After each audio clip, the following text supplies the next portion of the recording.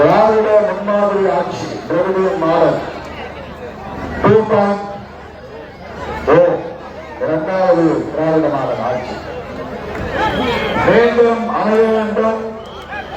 அதன் தலைவர்கள் மீண்டும் முதலமைச்சர் இருக்கையில் அமர வேண்டும்.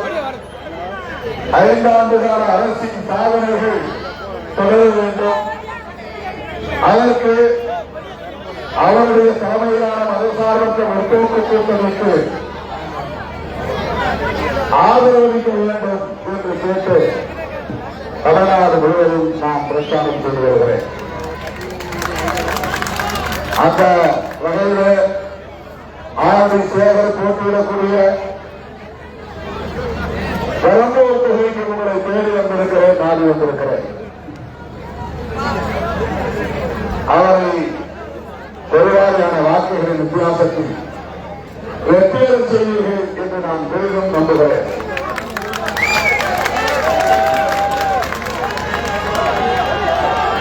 பெரம்பூர் தொகுதி இன்றைக்கு தமிழ்நாடு முழுவதும் ஒத்து கவனிக்கப்படுகிற ஒரு தொகுதியாக மாறியிருக்கிறது. இந்த தொகுதி திமுக சார்பில் தளபதி ஸ்டாலின் அவர்கள் ஆதி சேகரை தேர்வு செய்திருக்கிறார் என்று சொன்னால் அவர் முதலமைச்சரின் நம்பிக்கைக்குரியவராக இருக்கிறார் என்பதை நம்மால் உணர முடிகிறது. அப்படி என்றால் அவருடைய வெற்றியும் உறுதி செய்யப்பட்டது என்று நான் நம்புகிறேன். வெற்றி பெற செய்வீர்களா? சட்டமன்றத்திற்கு அனுப்புவீர்களா? உதயசூரியன் சின்னத்திற்கு வாக்களிப்பீர்களா? எதிர்த்து போட்டியிடக்கூடிய அனைவரும் டெபாசிட் இழக்க வேண்டும். செய்வீர்களா? அதிமுகவில் யார் இருக்கிறாங்க தெரியல.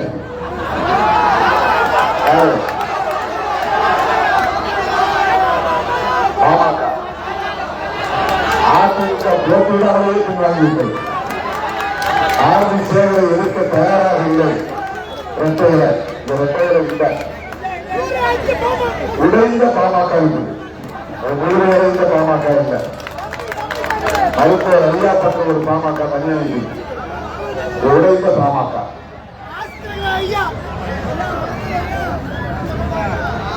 கட்சி புதிதாக தொடங்கியிருக்கிற நண்பர் விஜய், அவருக்கு பெரம்பூரில் ஜெயிப்போம் என்ற நம்பிக்கை இல்லை. அவருக்கு இந்த நம்பிக்கை இல்லை. ஏன்னா திருச்சி கிழக்கில் ஒரு தாக்கத்தில் இருக்கிறார். அந்த களத்து ஒரே தொகுதிதான். யாரு? தளபதி ஸ்டாலின். எடப்பாடி கூட ஒரே தொகுதிதான். ஆனா விஜய் 2 தொகுதியில் போட்டிருக்காரு. ஏன்னா அவருக்கு சந்தேகம். ஒருவேளை பெரம்பூர் நீங்க குறைத்து விட்டா, பெரம்பூர் அவரை தோற்கடிச்சுட்டா அவருக்கே சந்தேகம். அதனால திருச்சி கிழக்கில் போட்டிருக்காங்க. அவருடைய அரசியல் ஒரே ஒரு அரசியல் தான். கட்சி தொடங்கினா நாம நம்முடைய கொள்கை என்ன அப்படின்னு நம்ம விலக்கி சொல்லுவோம். அவருடைய கொள்கை திமுக எதிர்ப்பு, திமுக வெறுப்பு. அவருடைய கோட்பாடு திமுக வெறுப்பு, ஸ்டாலின் எதிர்ப்பு. அவருடைய அரசியல் திமுகவை தோற்கடிக்க வேண்டும். அவருடைய நோக்கம் திமுகவை ஆட்சி இடத்திலிருந்து அப்புறப்படுத்த வேண்டும். அவர் கட்சி தொடங்கியிருப்பது திமுகவை தோற்கடிக்க வேண்டும் என்பதுதான். வேற எந்த நோக்கமும் அவருக்கு இருக்கிறதா இந்த 3 வருஷமா அவர் பேசி நம்ம பார்க்கல. எப்போ பேசினாலும், எந்த கூட்டத்தில் பேசினாலும், என்ன நடந்தாலும் எல்லாத்துக்கும் காரணம் தளபதி ஸ்டாலின் தான். எல்லாத்துக்கும் காரணம் திமுக தான். எல்லாத்துக்கும் காரணம் திமுக அரசு தான். கரூர் நடவடிக்கைக்கும் திமுக தான் காரணம். அவரை சுற்றி கூடுற கூட்டத்துக்கும் திமுக காரணம் சொன்னா பரவாயில்ல. அவரை பார்க்கிற ரசிகர்கள்லாம் அனுப்புறதே ஸ்டாலின் அங்கிள் தான் அனுப்பினாரு அப்படின்னு சொன்னார்னா கரெக்ட். ஆக அவருக்கு இருக்கிற ஒரே அரசியல் திமுக வெறுப்பு, திமுக வெறுப்பு, திமுக வெறுப்பு, திமுக வெறுப்பு. என்னைக்காவது நான் இந்த காரணத்துக்காக கட்சி தொடங்கியிருக்கிறேன், பெரியார் கொள்கைகளை நான் பரப்புவேன், நான் திராவிட அரசியலை ஏற்றுக்கொள்கிறேன் என்று சொல்லுகிற அவர் திராவிட அரசியல் என்றால் என்ன சொல்லியிருக்கிறாரா? திராவிடத்தை எதிர்க்கிறவங்களை அவர் எதிர்த்திருக்கிறாரா? திராவிட கட்சிகளை ஒழிப்பேன் என்று சொல்லுகிற பாஜகவை எதிர்த்து பேசியிருக்கிறாரா? மோடியை எதிர்த்து பேசியிருக்கிறாரா? அமித்ஷாவை எதிர்த்து பேசியிருக்கிறாரா? ஜனநாயகின் பணத்தை திரையிட விடாமல் தடுத்திருப்பது பாஜக தான், மோடி தான் என்று சொல்லுகிற துணிச்சல் அவருக்கு இருக்கிறார். அப்ப யாரும் இருக்கிற கட்சி அவர் சொல்றாரு, திமுக அரசியல் எதிரி, பாஜக கொள்கை எதிரி. அப்ப அரசியல் எதிரினா என்ன, கொள்கை எதிரினா என்ன? ரெண்டுக்கு என்ன வேறுபாடு? அந்த வேறுபாடு என்ன என்பதை கூட இதை சொல்லித் தருகிறவன் சொல்லித் தரவில்லை. அரசியல்னால கொள்கை இருந்தாலும் அரசியல், கொள்கை இருந்தாலும் அரசியல் இருந்தாலும் ஒன்றுதானே. சரி, வேறு வேற இருக்கும். பாஜக கொள்கை எதிரி என்றால் அந்த பாஜகவை எதற்காவது அவர் பேசி அம்பலப்படுத்தியிருக்கிறாரா? விமர்சனம் செய்திருக்கிறாரா? கண்டித்திருக்கிறாரா? இப்ப டீலிமிட்டேஷன் பில் வந்துச்சு, தளபதி ஸ்டாலின் கொந்தளித்து எழுந்தார், மோடிக்கு எச்சரிக்கை விடுத்தார். நீங்க மட்டும் இந்த பில்லை பாஸ் பண்ணுங்க, பாருங்க 1950களில் 1960களில் இருந்த திமுக நீங்க பார்க்க வேண்டும் அப்படின்னு எச்சரிக்கை விடுத்தார். ஏன் அந்த விஜய் அதை பற்றி கருத்தை சொல்லவில்லை? மகளிர் இடஒதுக்கீட்டை பற்றி ஏன் கருத்து சொல்லவில்லை?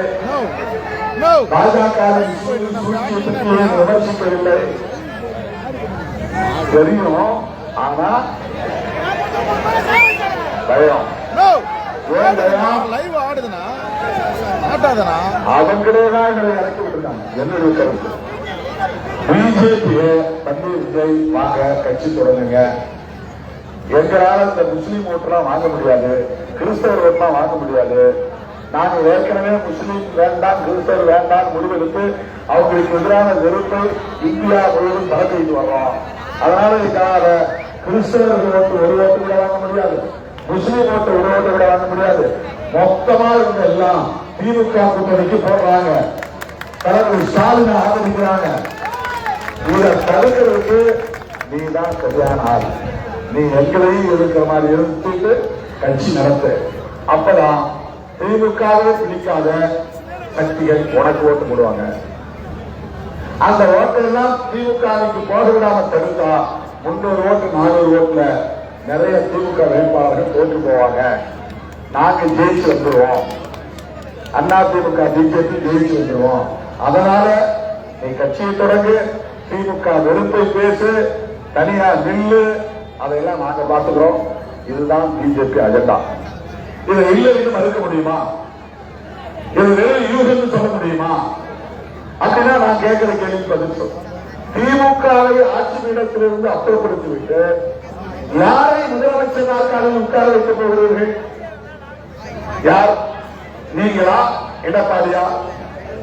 உங்களால் ஜெயிக்க முடியாது என்ற சந்தேகம் என்றுதானே திருச்சி கிழக்கில் போட்டிருக்கீங்க. நீங்களே பெரம்பூரில் ஜெயிக்க முடியாது என்ற சந்தேகம் இருக்கும்போது நீங்கள் முதலமைச்சராக வாய்ப்பு இருக்கிறதா? அவர் ஆட்சியை கைப்பற்ற முடியுமா? எந்த சந்தேகம் முடியாவது அப்படி சொல்லி இருக்கிறதா? நீதி அவரை பயங்கரமா போனான்.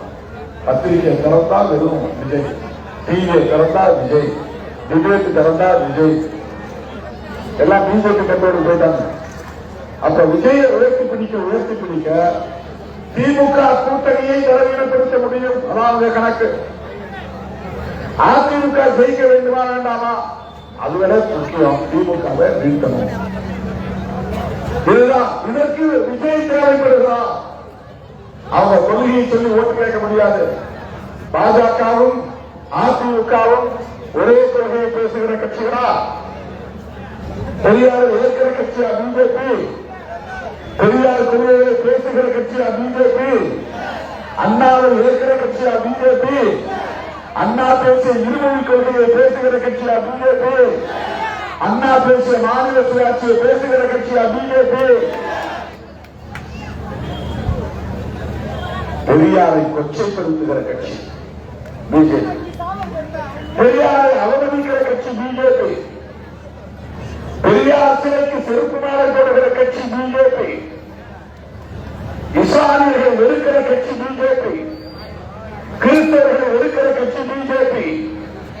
பைபிளை கொளுத்துகிற கட்சி பிஜேபி. மசூதிகளை இடிக்கிற கட்சி பிஜேபி. திருவள்ளுவருக்கு காவி உடை உடுத்துகிற கட்சி பிஜேபி. தமிழர் பட்டாத்தை சிதைக்கிற கட்சி பிஜேபி. திருப்பரங்குன்றத்தில் பதற்றத்தை ஏற்படுத்துகிற கட்சி பிஜேபி. இந்துக்களுக்கு முஸ்லிம்களுக்கு இடையிலே இருக்கிற நல்லிணக்கத்தை பாழ்படுத்துகிற கட்சி பிஜேபி. இந்துக்களுக்கும் கிறிஸ்தவர்களுக்கும் இடையே இருக்கிற நல்லிணக்கத்தை சீர்குலைக்கிற கட்சி பிஜேபி. அந்த கட்சியை வலிமைப்படுத்த எடப்பாடி கூட்டணி வைக்கிறார். விஜய் திமுக வெறுப்பை பேசுகிறார். ரெண்டு ஒன்றுதான். எடப்பாடி பாஜகவை தோளில் தூக்கி வருகிறார். கேட்டுக்கிட்டா எனக்கு என்ன, என் நேரம் பேசக்கூடாது, சிபிஐ கேஸ் போடாதீங்க, ஈடி ரைடு விடாதீங்க, ஐடி ரைடு விடாதீங்க, எனக்கு பாதுகாப்பு வேணும், நான் ஜெயிச்சு ஒரு எதிர்கட்சி தலைவரா 5 வருஷம் இருந்தா போதும். இதுதான் எடப்பாடி அவர்கள் ஆம்பிஷன், அவருடைய முயற்சி, அவருடைய நோக்கம். விஜயோட நோக்கம் என்ன? நான் ஜெயிக்கிறேன் ஜெயிக்கிறேன் அது பிரச்சனை இல்லை. ஸ்டாலின் முதலமைச்சர் வரக்கூடாது, திமுக ஜெயிக்க கூடாது, திமுக கூட்டணி ஜெயிக்க கூடாது. அது ஒண்ணுதான் எனக்கு ஒரே அவசியம். திமுக வெறுப்பு, திமுக வெறுப்பு, திமுக வெறுப்பு. விஜய் ஏதாவது பேசி பார்த்துருக்கீங்களா? வேற ஏதாவது தத்துவம் பேசி, கொள்கை பேசி, கோட்பாட்டை பேசி, அல்லது நான் இப்படி தமிழ்நாட்டை வளப்படுத்த போகிறேன் அப்படின்னு அவருடைய கனவு திட்டங்களாக சொல்லியிருக்கிறாரா? தமிழை மேம்படுத்த என்ன திட்டம் வைத்திருக்கிறார்? தமிழர்களை பாதுகாக்க என்ன திட்டம் வைத்திருக்கிறார்? ஈழ விடுதலைக்கு அவருடைய திட்டம் என்ன? ஈழ தமிழர்களுக்கு அவர் என்ன செய்ய போகிறார்? சுற்றுச்சூழலை பாதுகாக்க அவர் என்ன செய்ய போகிறார்? எல்லோருக்கும் குடிநீரை உறுதிப்படுத்த அவர் என்ன செய்ய போகிறார்? படித்துவிட்டு வேலை இல்லாமல் இருக்கிற இளைஞர்களுக்கு, இளம்பெண்களுக்கு வேலைவாய்ப்பு தர அவர் என்ன திட்டம் வைத்திருக்கிறார்? ஏதாவது சொன்னாரா? என்னை தேர்ந்தெடுத்து, என்னை ஆட்சி அமர்த்துங்க, என்னை முதலமைச்சராக்குங்க, இதெல்லாம் நான் செய்வேன் என்று ஏதாவது சொல்லியிருக்கிறாரா? ஒரே வெறுப்பு, திமுக ஆட்சிக்கு வரக்கூடாது. அப்ப திமுகவை அப்புறப்படுத்திவிட்டு பிஜேபியை அங்கே அதிமுக முகமூடியிருந்து விட்டு உட்கார வைப்பதுதான் விஜய் அவர்களின் திட்டம். விஜய் ரசிகர்களே, அதிமுக தொண்டர்களே, சற்று சிந்தித்து பாருங்கள். ஜெயலலிதா அம்மா என்ன சொன்னார்? பிஜேபியோட கூட்டணி வைத்தது நான் செய்த பெரும் தவறு என்று சொன்னாரா இல்லையா? எடப்பாடி அவர்களே பதில் சொல்லுங்க. 2014ஆம் ஆண்டு நடைபெற்ற நாடாளுமன்ற பொதுத் தேர்தலின் போது தேர்தல் பிரச்சாரத்தில் ஜெயலலிதா அம்மையார் யாரை எதிர்த்து கடைசியாக சவால் விட்டார்? மொத்தமையறிஞர் கலைஞரையா? இல்லை, மோடியை. மோடியா லேடியா, மோடி பார்ப்போம் வா என்று சொன்னார். சொன்னாரா இல்லையா? எடப்பாடிக்கு விளக்கம் சொல்லுவாரா? நான் தவறு செய்துவிட்டேன், பாஜகவை ஆதரித்து வாஜ்பாயை பிரதமராக்கி அவரை நாற்காலியில் அமர வைத்து விட்டேன். அந்த தவறுக்கு பரிகாரமாகத்தான் வாஜ்பாய் ஆட்சியை நானே கவிழ்த்தேன். அவர் பேசுறது யூடியூப்ல கிடக்கும். ஜெயலலிதா அம்மா பேசினாரா இல்லையா? அத்துடன் நின்று விடவில்லை. எந்த காலத்திலும் பாஜகவோடு அதிமுக எந்த தொடர்பையும் வைத்துக் கொள்ளாது சொன்னாரா இல்லையா? எடப்பாடி அவர்களே பதில் சொல்ல முடியுமா? எந்த துணிச்சலையும் ஜெயலலிதா அம்மையாரால் கடுமையாக விமர்சிக்கப்பட்ட பாஜகவோடு கூட்டணி வைத்தீர்கள். ஒரே ஒரு புள்ளியில் உங்களுக்கு உடன்பாடு தான். பாஜகவுக்கும் அதிமுகவுக்கும் கொள்கை உடன்பாடு உண்டு. ஒரே ஒரு உடன்பாடு சொல்லுங்க. திராவிட முன்னேற்ற கழகத்தோடு விடுதலை சிறுத்தைகள் கட்சி கூட்டணியில் தொடர்வதற்கு காரணத்தை என்னால் 3 மணி நேரத்திற்கு மேலாக விலக்கி பேச முடியும். என்னால் சொல்ல முடியும். நாங்கள் ஏன் திமுக கூட்டணியில் இருக்கிறோம்? திமுக கூட்டணியில் தொடர்கிறோம். திமுக கூட்டணியில் 9 ஆண்டு காலமாக பயணிக்கிறோம். எனக்கு எத்தனையோ கனவுகள் திறந்திருந்தேன். நினைச்சிருந்தா பிஜேபி கூட போலாம், நினைச்சிருந்தா ஏடிஎம் கூட போகலாம், நினைச்சிருந்தா நான் விஜயோட போயிருக்கலாம், நினைச்சிருந்தா நான் தனியாக ஒரு கூட்டணியை உருவாக்கி இருக்கலாம். செய்யலாம்ல, ஏன் செய்யவில்லை? நான் தான் இருக்கிறேன்னா, நான் ஏமாதியா? எனக்கு அரசியல் தெரியவில்லையா?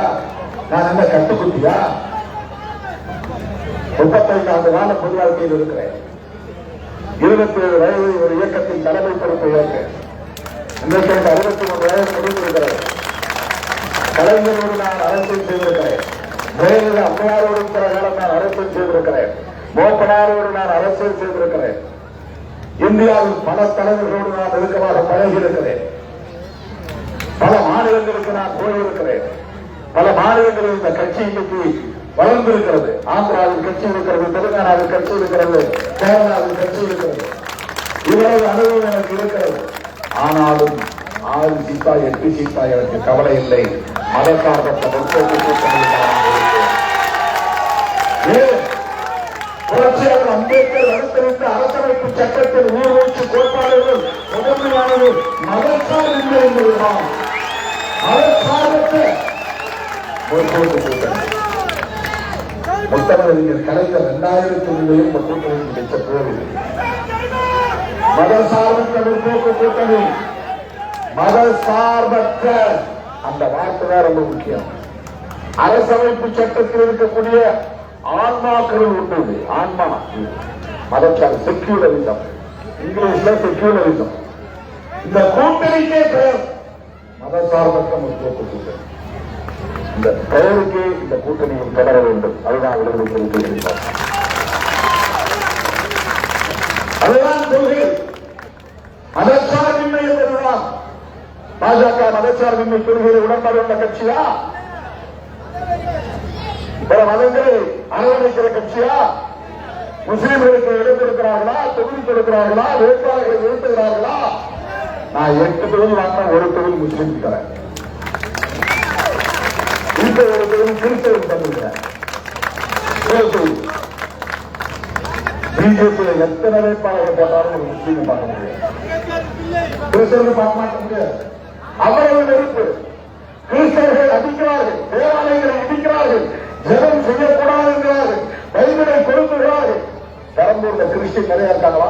அவரு ஜோசப் விஜயா, அதனால எல்லா கிறிஸ்தவர்கள் ஓட்டு போடுவாங்களா? அதனால அவர் ஜெயிச்சு வரா, அதனால ஒரு முதலமைச்சர் ஆகிடுவாங்க. எல்லாம் மீடியா எழுதுறாங்க, சோசியல் மீடியா எழுதுறாங்க, டிபேட்ல பேசுறாங்க. ஏன்னா கிறிஸ்தவர் அந்த அளவுக்கா விவரம் இல்லாமல் கிறிஸ்தவர்கள் ரொம்ப விவரமானவர்கள்.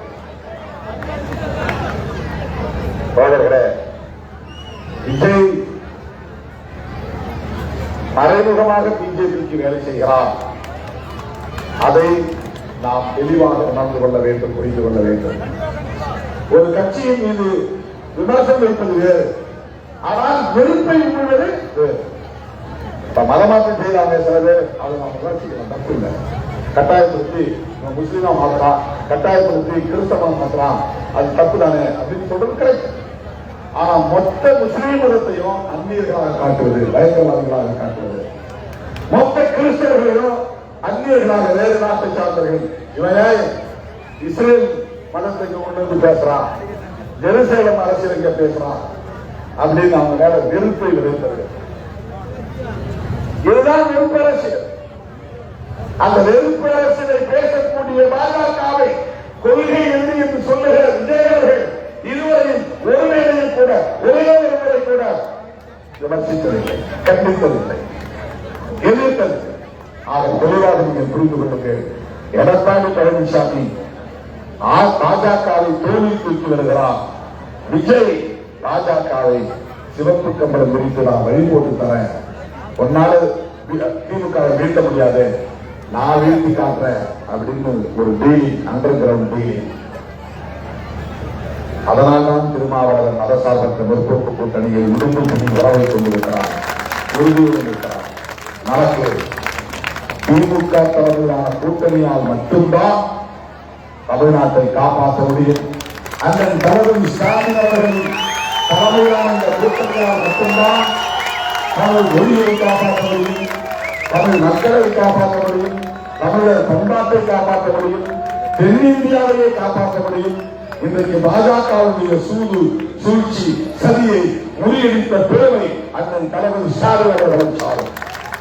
இந்தியாவையே பரபரப்புக்கு மாற்றினார், கொந்தளிப்புக்கு மாற்றினார். டீலிமிட்டேஷன் பில் அந்த மசோதா சூழ்ச்சி நிறைந்த ஒரு மசோதா, அது நிறைவேறினா சும்மா இருக்க மாட்டோம், எச்சரிக்கை விடுத்தார். போர்க்குணம் வாய்ந்த ஒரு தலைவர், ஒரு போராளி, மொத்தமிழ் அறிஞர் கலைஞரின் உண்மையான கருத்தியல் வாரிசு, கொள்கை வாரிசு. அவருடைய வாழ்த்துக்களை பெற்ற வேட்பாளர் நம்முடைய மாண்புமிகு அமைச்சர் அண்ணன் சேகர்பாபு அவர்களின் வாழ்த்துக்களை பெற்ற வேட்பாளர் அன்பு சகோதரர் ஆதி சேகர் அவர்களுக்கு உதவி செய்யும் சின்னத்திலே வாக்களித்து பெருவாரியான வாக்குகளின் வித்தியாசத்தில் அவரை வெற்றி பெறச் செய்யுங்கள் என்று கேட்டு முடிக்கிறேன். நன்றி, வணக்கம். நமது சின்னம் ஆதி சேகரின் சின்னம், தளபதி ஸ்டாலின் சின்னம், நமது சின்னம் வெற்றியின் சின்னம். இந்த ஏற்பாட்டை செய்த விடுதலை சிறுத்தைகளின் பொறுப்பாளர்கள் உஷாராணி, சீனிவாசன், சரிதாசி பேகம், சுருத்து வரவன், தேவாஸ், கிருபாகரன், தமிழரசன், பாலாமணி, சமத்துவன், அங்கலட்சுமி, தினகரன், பூவேந்தன், ரவி, ஜெயக்குமார், கபீர், பாலா, முருகன், கையரசு, பிரவீன், ஸ்டீவன், ஜீனா, ராஜேஷ், சமரசேகர், ஆத்தரசு உள்ளிட்ட அனைத்து நிர்வாகிகளுக்கும் என்னுடைய நெஞ்சார்ந்த வாழ்த்துக்கள். திமுக தோழர்கள் உள்ளிட்ட தோழமை கட்சிகளின் பொறுப்பாளர்கள் 37வது வட்டம் நரேன் உள்ளிட்ட அனைவருக்கும் என்னுடைய வாழ்த்துக்கள். நன்றி. வெற்றியும் சின்னம்.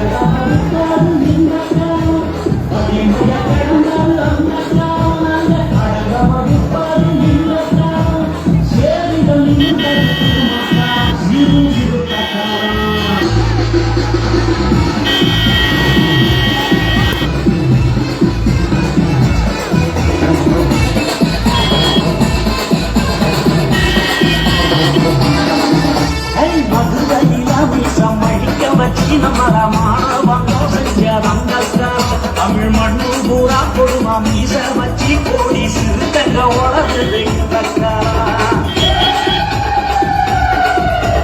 மதுரையில மீசம் அழிக்க வச்சி நம்மளமான செஞ்ச அந்த காலம் தமிழ் மண்ணு பூரா கொடுமா மீச வச்சி கோடி